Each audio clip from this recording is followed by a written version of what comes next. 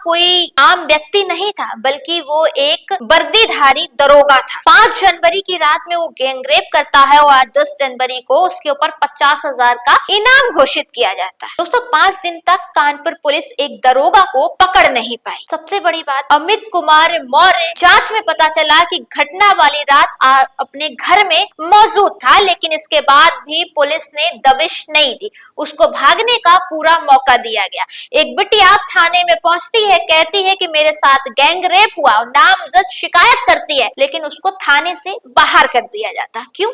क्योंकि उसमें एक वर्दीधारी था जिसका नाम है अमित कुमार मौर्य। एक यूट्यूबर को पकड़ने में पूरे 5 दिन पुलिस कानपुर की लगा देती है, लेकिन एक दरोगा को 5 दिन बाद भी पकड़ नहीं पाती। वो लड़की चीखती रही, चिल्लाती रही कि मेरे साथ गैंगरेप हुआ, लेकिन पुलिस के लोग उसकी सुनने को तैयार नहीं थे। जब मामले ने तूल पकड़ा तब जाकर एफआईआर हुई, लेकिन वो भी पास्को में नहीं। लड़की नाबालिग है, नाबालिग के केस में पास्को तुरंत लगाया जाता, लेकिन थाना अध्यक्ष ने पास्को नहीं लगाया। पता है आपको, जब कोई शिकायत करने जाता है और उसकी शिकायत सुनी नहीं जाती है, ये भी एक अपराध है। 199 VNS के तहत 2 साल की सजा है। और जब एक लड़की कहती है कि मेरे साथ गैंगरेप हुआ है और पुलिसकर्मी उसके रेप की धारा नहीं लगाते हैं, ये भी अपराध है। 199C कहता है आपको 2 साल तक की सजा हो सकती, लेकिन इसके बावजूद भी पुलिसकर्मियों ने उस बिटिया का दर्द नहीं सुना। अब जज साहब ने कहा कि इस बिटिया के साथ न्याय होगा, आपको न्याय मिलेगा।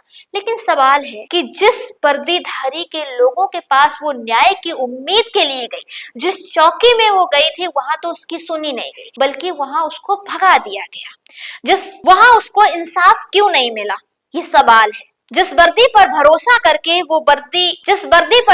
करके वो मदद मांगने गई थी, उसी वर्दीधारी में से एक दरोगा उसके दर्द का कारण भी था। दोस्तों ये है यूपी, यहाँ इतनी बेटियां सुरक्षित हैं।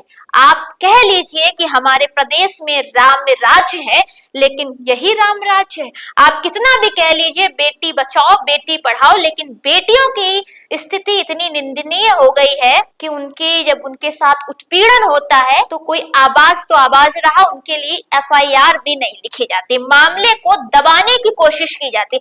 और यही वजह थी कि वो लड़की रात में 12 बजे अपने परिवार वालों के साथ थाने पहुंचती, उस थाने से भगा दिया जाता है। अब 5 दिन बाद उस दरोगा के ऊपर 50,000 का इनाम घोषित किया जाता। खैर, मुस्कुराइए कि आप यूपी में हैं और उस यूपी में है जहां राम राज्य की बातें होती हैं। लेकिन राम राज्य की तो बात होती है, बट बेटियां सुरक्षित नहीं है।